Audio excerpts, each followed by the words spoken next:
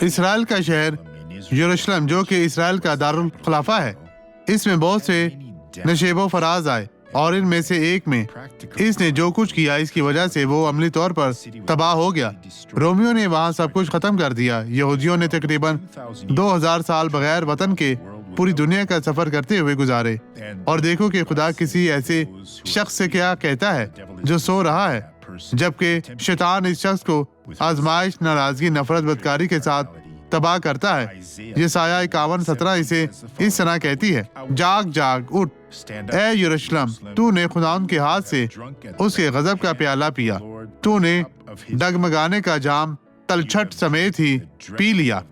اے یروشلم جاگ جاگ، اس پیالے سے باہر نکلو۔ خدا چاہتا ہے کہ آپ یسوع کا خون پیئیں اور یسوع کا گوشت کھائیں جو کہ علامتی ہے۔ آپ ایک بابرکت انسان ہیں۔ اب اس شخص کو دیکھیں جس نے برکت پائی تھی، اور میں دعا کرنے واپس آؤں گا۔ خداوند آپ کو برکت دے۔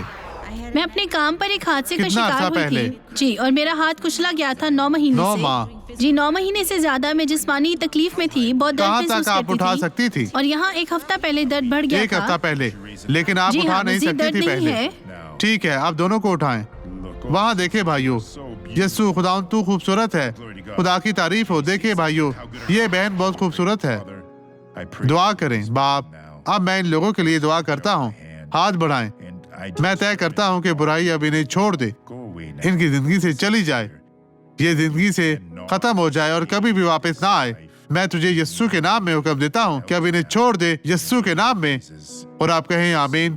خداوند آپ کو برکت دے۔